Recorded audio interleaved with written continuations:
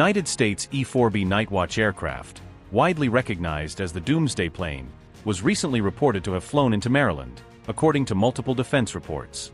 The highly specialized E-4B reportedly took off from Offutt Air Force Base in Omaha, Nebraska, and landed at Joint Base Andrews in Maryland on January 6. The flight immediately drew public and defense community attention, since the aircraft is typically associated with nuclear command and national emergency operations. Defense analysts emphasize that the E-4B is one of the most secure, technologically advanced, and mission-critical aircraft in the entire U.S. military aviation fleet. Its primary function is to maintain the highest levels of government control and communication in case ground-based command centers are destroyed or rendered inoperable. The plane is a heavily modified version of the Boeing 747-200. It is engineered for long-range, high-altitude operations, featuring 4 General Electric engines. The plane is hardened against electromagnetic pulse effects and protected from nuclear and thermal hazards. It carries dozens of satellite links and specialized antennas, enabling secure contact with military units, strategic forces, and ballistic missile submarines. The aircraft can accommodate up to 111 personnel. Its main deck is divided into 6 functional areas, including command workspaces, conference and briefing rooms, operations team area, communications center, and crew rest facilities.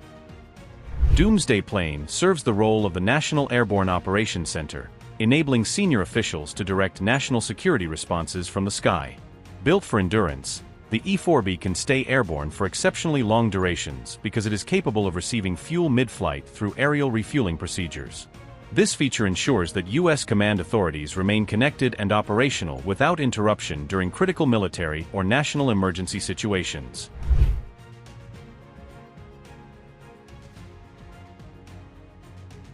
The transfer of the plane comes amid growing tensions between Washington, Moscow, and Tehran.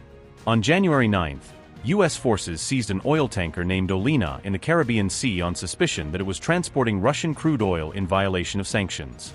Just 2 days earlier, American naval units intercepted a Russian-flagged vessel Marinera, earlier known as Bella 1, in the Atlantic Ocean. Following the seizures, Russia sharply escalated its aerial offensive against Ukraine, intensifying strikes across multiple regions. Moscow further launched attacks on the western Ukrainian city of Lviv, using its nuclear-capable Oreshnik missile system between June 8 and June 9.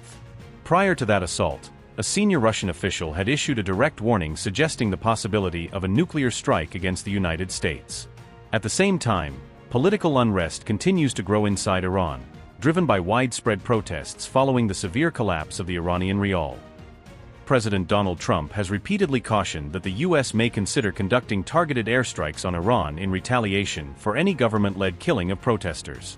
Trump said that if Iranian forces began using live fire, the United States would respond in kind and retaliate immediately with its own military force.